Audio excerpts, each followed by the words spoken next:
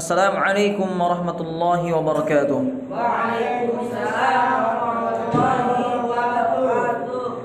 Innal hamdalillah nahmaduhu wa nasta'inuhu wa nastaghfiruh wa na'udzu billahi min shururi anfusina wa sayyiati a'malina.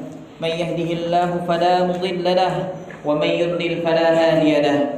Ashhadu an la ilaha illallah wahdahu la syarika lahu wa asyhadu anna Muhammadan 'abduhu wa rasuluhu la nabiyya ba'dah.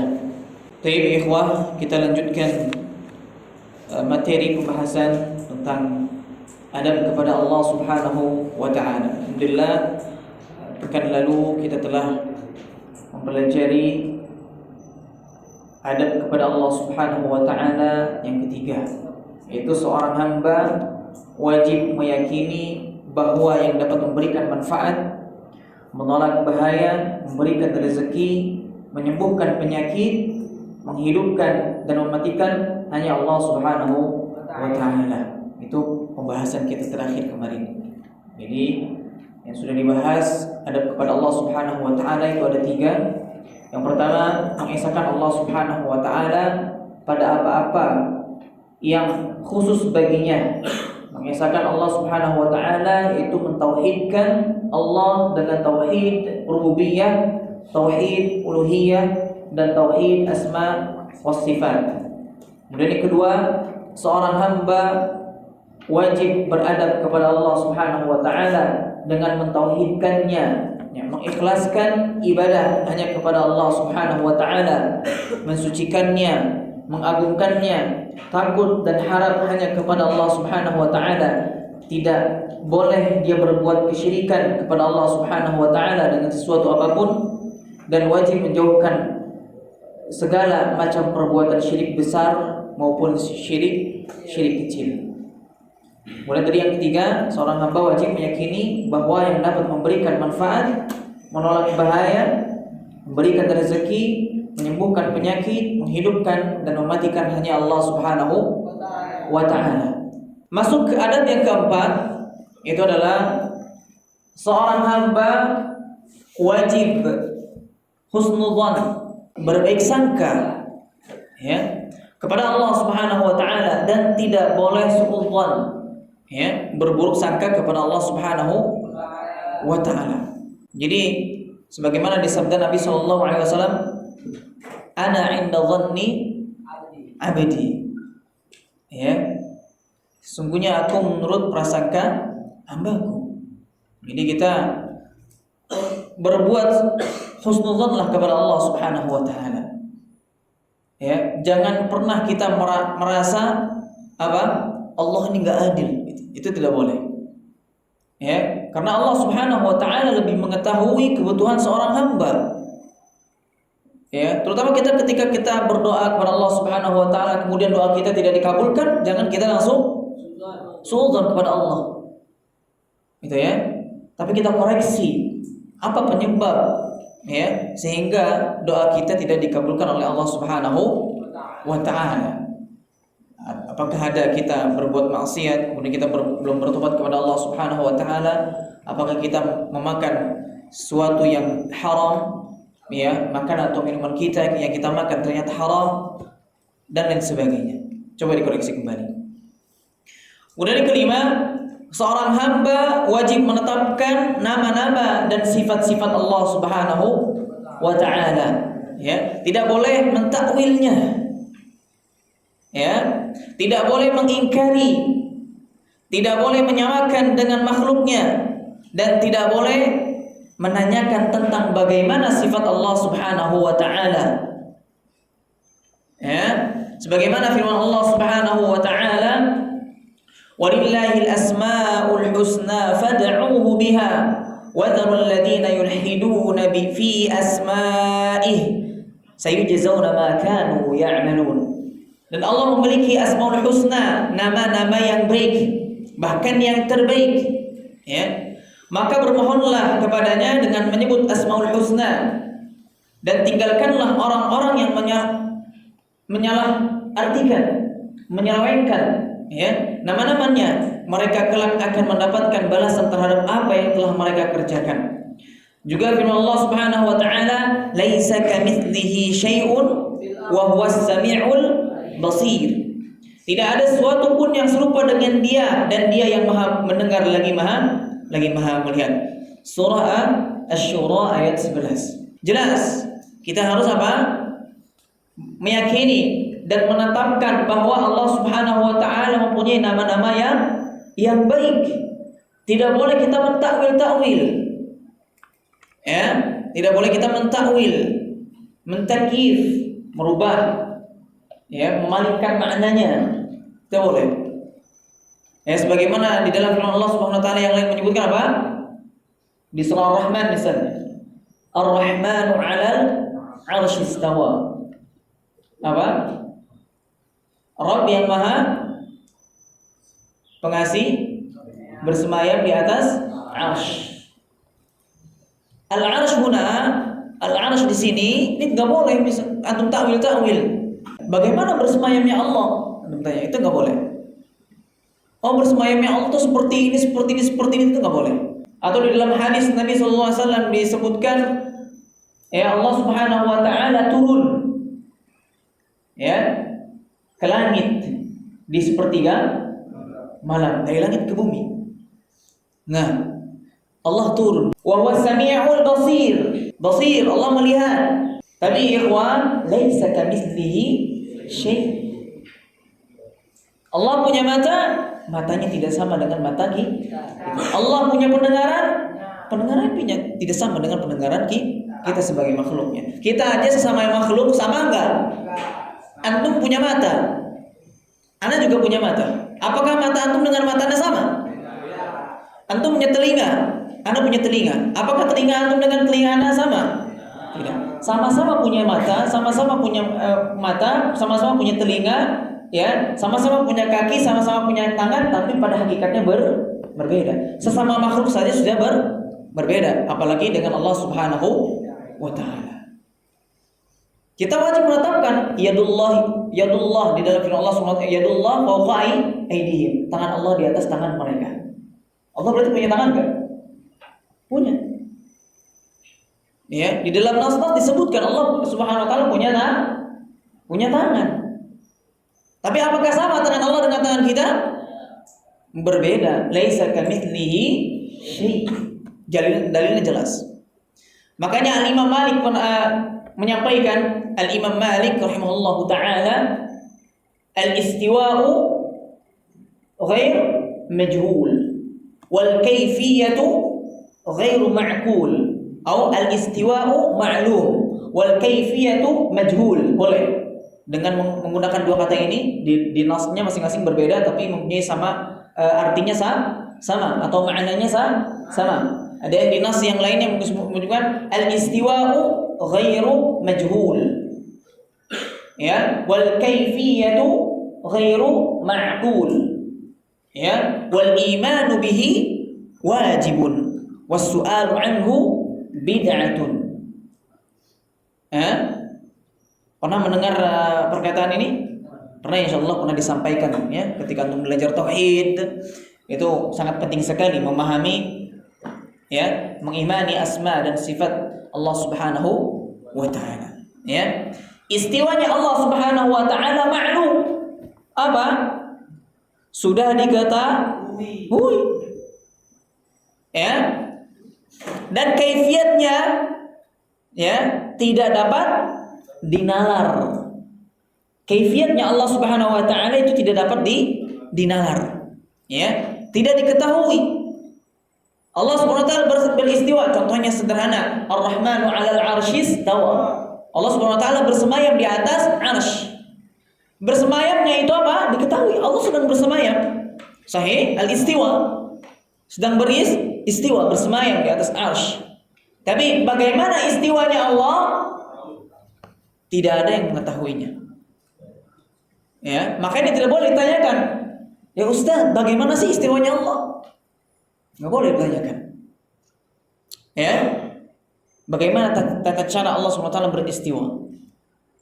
Makanya ada yang mentakwil, yang memalingkan, ya, istiwa jadinya istaula. Ini la yajuz, akhi. Tidak boleh mentakwil, malingkan maknanya dari makna yang sebenarnya. Istiwa. Bagaimananya? Wallahu a'lam, kita nggak tahu. Kita meyakini saja sudah istiwa. Allah itu bersemayam di atas arsy. Ya. Al-imanu bihi wajibun. Mengimaninya wajib. Allah punya tangan, imani. Allah punya tangan. Betul. Ketika kita menyebutkan Allah punya tangan, na'am, sahih, Allah punya tangan. Bukan berarti kita menyamakan Allah dengan makhluk. Tapi apa? Laisa kamitslihi syai' yaliqu bi jalalihi. Jadi sesuai dengan keagungan Allah Subhanahu wa taala. Ya. Makanya terkadang apa? Oh, ini orang-orang Wahabi ini biasanya menyamakan sifat-sifat Allah. Siapa yang menyamakan? Enggak menyamakan kita. Kita meyakini bahwasanya Allah punya tangan, nah, punya tangan. Ya, tapi tangan Allah Subhanahu wa taala tidak sama dengan tangannya makhluk. Kita aja sama makhluk berbeda. Gajah punya kuping, kita punya kuping. Apakah kuping gajah dengan kuping kita sama? Berbeda. Seperti itu. Ini logika yang sehat.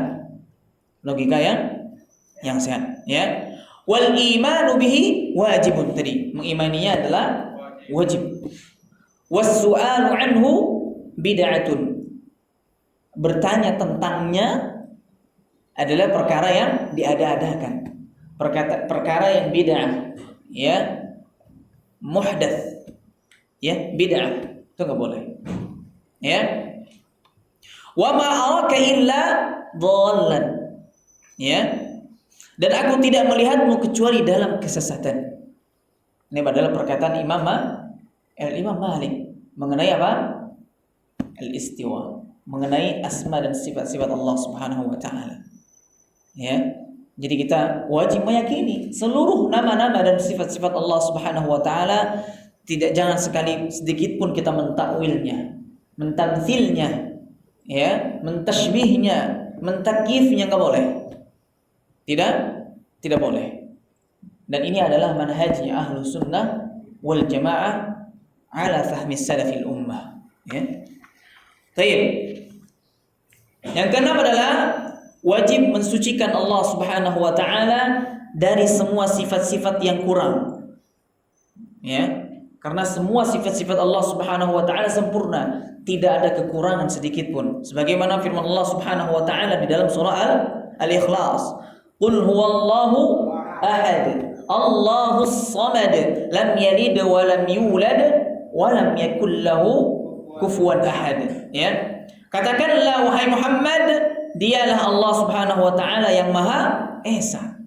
Qul huwallahu ahad, Maha Esa, tidak ada sekutu. Ya. Allahus samad, dan Allah lah tempat meminta. Ya, tempat meminta segala sesuatu. Jadi Allah Subhanahu wa taala tempat bersandar kita. Ya, enggak boleh kita minta-minta ke kuburan. Minta-minta ke kuburan boleh enggak? Enggak boleh. Ya, orang yang sudah mati dijadikan perantara oleh kita, itu enggak boleh. Ya. Karena orang yang sudah mati tidak akan bisa mendengarkan, ya, perkataan kita. Sedikit pun tidak akan bisa mendengarkan, ya. Sebagaimana firman Allah Subhanahu wa taala, "Mada? Innaka la tusmi'ul mauta wa la tusmi'us summa du'a." Sesungguhnya engkau wahai Muhammad apa? Tidak dapat menjadikan orang yang mati dapat mendengar, dan tidak dapat juga mengabulkan doa. Surah An-Naml wa surah Ar-Rum. Ya, surah An-Naml dicatat ya ikhwah. Ini dalil.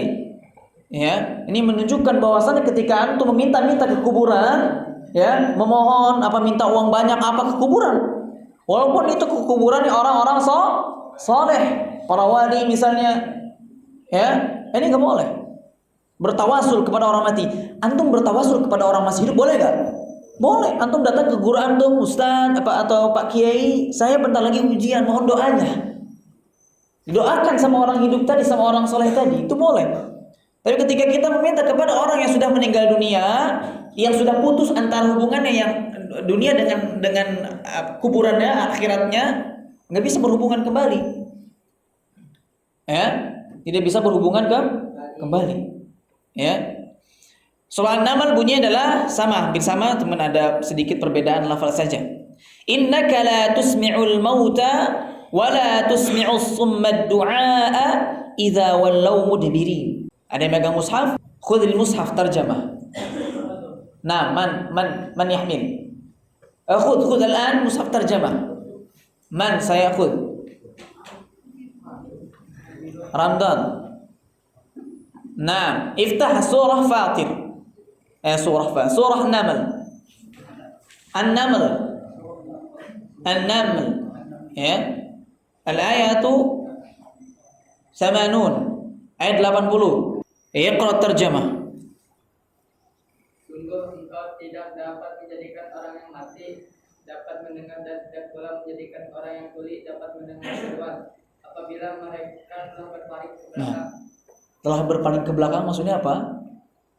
Dikubur. Berpaling ke belakang.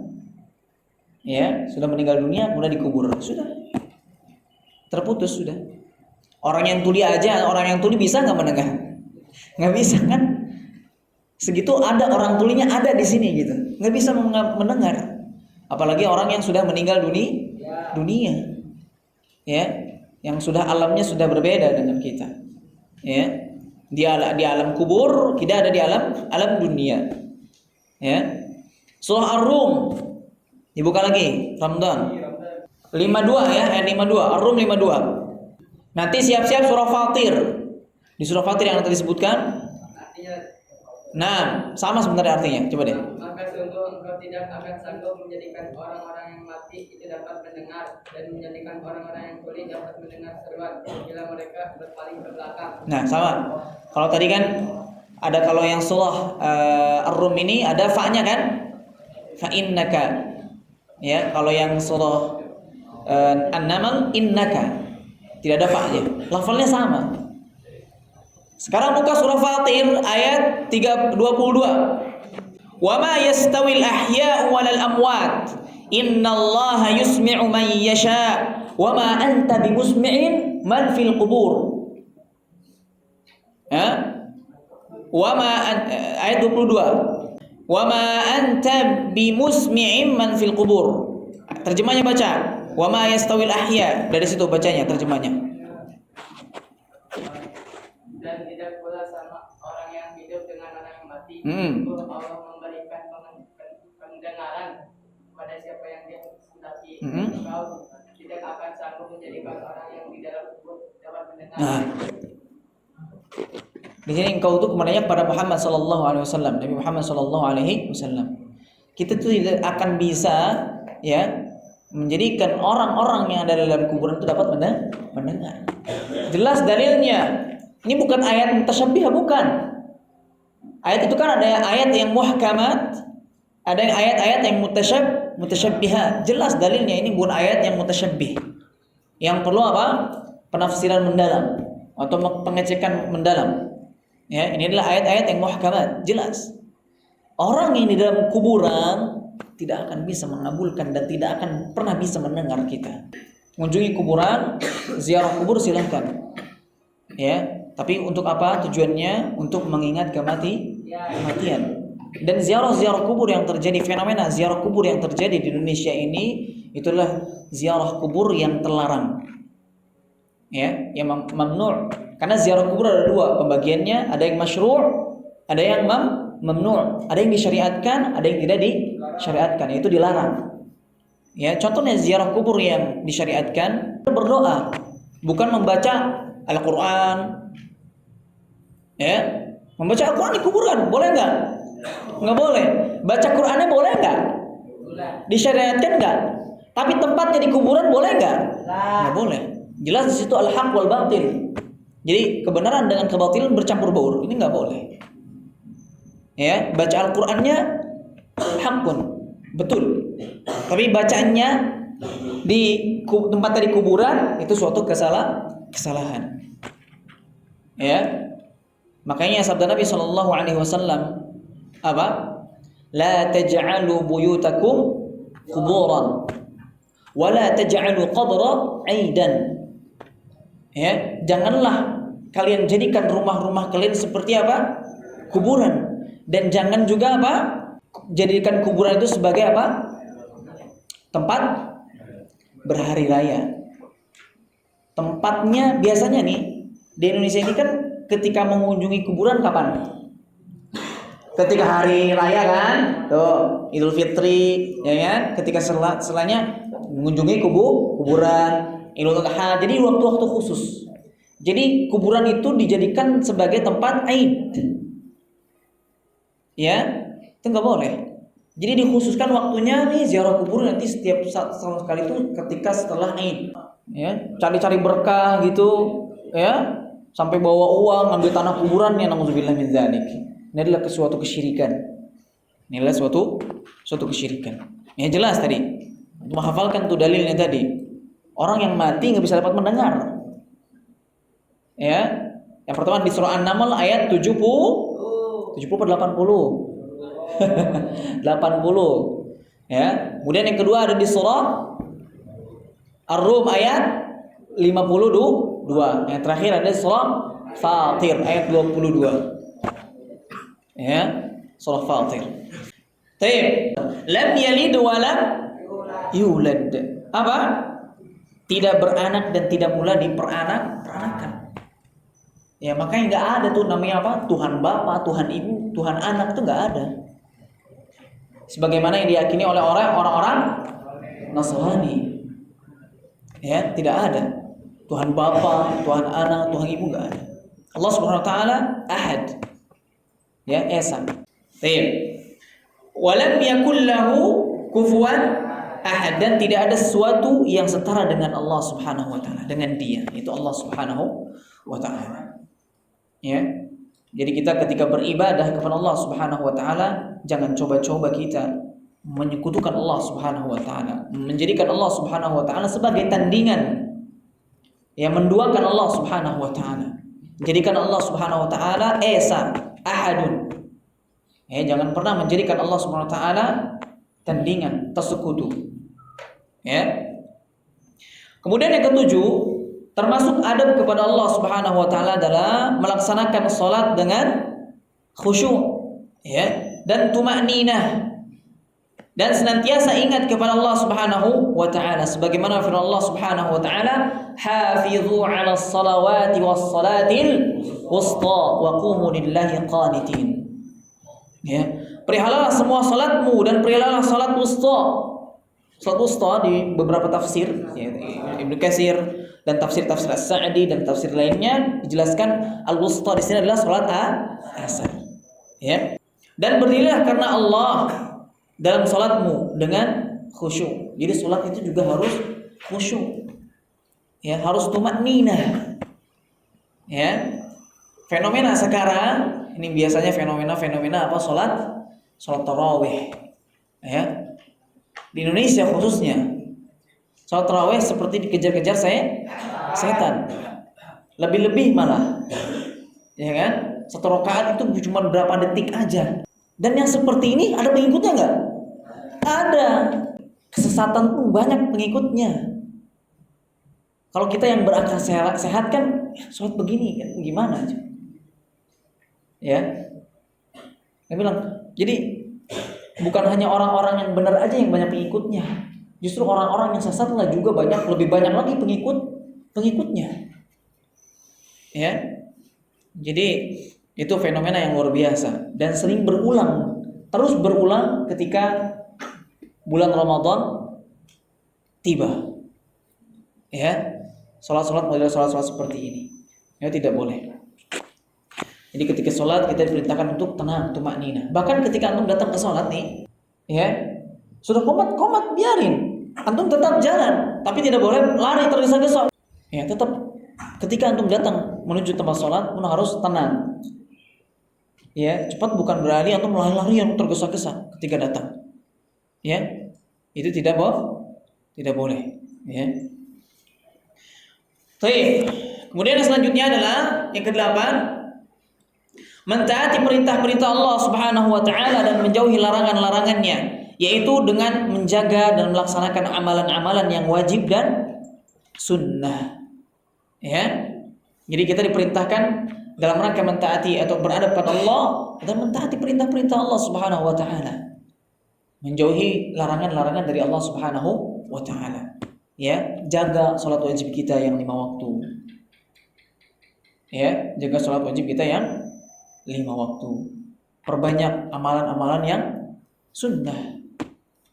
Ya, perbanyak amalan-amalan yang sunnah. Ya, karena amalan-amalan yang sunnah itu adalah sebagai penambal atau penyempurna jikalau amalan wajib kita ada yang terluputkan oleh kita. Amalan-amalan sunnah itu akan yang menjadi penutupnya. Amalan-amalan sunnah itu akan menjadi penambalnya, penyempurnanya. Ya, makanya tidak boleh kita menyepelekan amalan-amalan yang sunnah. Kerjakan semampu kita. Ya, kalau tidak ada kendala, tidak ada yang menyebabkan kita tidak mengerjakan amalan sunnah, kerjakan. Ya, jangan pernah menyepelekan amalan yang sunnah. Makanya ketika antum mau ngambil pemahaman tentang sunnah, ambil pemahaman ahlul athar, ahlul hadis. Ya, itu apa? Sunnah yang dimaksud sunnah adalah ma udhifa ila Nabi sallallahu alaihi wasallam min qaulin aw fi'lin aw taqririn aw sifatin. Jadi segala sesuatu yang disandarkan kepada Nabi sallallahu alaihi wasallam, baik itu berupa perkataan, perbuatan, takrir atau persetujuan dan sifat. Ya, ini perhatikan. Ya, memang kalau menurut ulama ahlul fiqh adalah dikerjakan, tidak apa-apa, tidak berdosa. Dikerjakan mendapatkan pahala, ditinggalkan tidak apa-apa. Ini pengertian sunnah yang sempit. Dalam konteksnya yang konteks sempit, enggak luas. Ya, kalau hanya kita memahami sunnah hanya sebatas itu saja, banyak orang-orang yang nanti akan meremehkan sunnah Nabi Shallallahu Alaihi Wasallam. Itu kan sunnah, ya, nggak dikerjakan nggak dapat dosa, nggak apa-apa. Gitu. Ya, kalau mau dikerjakan silakan, berarti dia dapat pahala. Gitu. Ya, jangan kita termasuk nanti digolongkan orang-orang yang meremehkan sunnah Nabi Shallallahu Alaihi Wasallam. Celana cingkrang misalnya di semata sunnah Nabi Shallallahu Alaihi Wasallam. Taib. Kemudian ke-9, ridha terhadap takdir dari Allah Subhanahu wa taala disertai kesabaran dan menyerahkan diri dengan sempurna. Ya. Rasulullah sallallahu alaihi wasallam bersabda, "Ajaban li amril mu'minina inna ajaban li amril mu'minin inna amarahu kullahu lahu khairun wa laysa dzaka li ahadin illa lil mu'min." In asabathu sarrahu syakara fakana khairan lah wa in asabathu darra'u sabara fakana khairun lah. Ya. Sangat menakjubkan urusan seorang mukmin itu. Sungguh semua urusannya adalah kebaikan baginya. Orang-orang mukmin baik semuanya. Dan hal ini tidak terjadi melainkan pada seorang mukmin. Coba kalau orang kafir. Ya, dia berbuat baik ngasih antum, misalnya ada orang kafir ngasih antum sedekah beras. Dapat pahala enggak? Enggak. Hatta misalnya dia berdonasi kepada orang fakir miskin atau anak-anak yatim misalnya, ya dengan hartanya berapa miliar, tidak akan bermanfaat. Tidak akan bermanfaat. Itu orang kafir. Apabila mendapatkan kegembiraan, ia bersyukur. Itu merupakan kebaikan baginya. Dan apabila mendapatkan kesusahan, ia bersabar. Dan itu merupakan kebaikan baginya. Dapat kesusahan, dapat pahala juga. Asal bersabar. Dapat kebahagiaan, dapat pahala juga. Ya. Tayyib, jazakumullahu khairan. Subhanakallahumma wa bihamdik asyhadu an la ilaha illa anta astaghfiruka wa atubu ilaik. Assalamualaikum warahmatullahi wabarakatuh.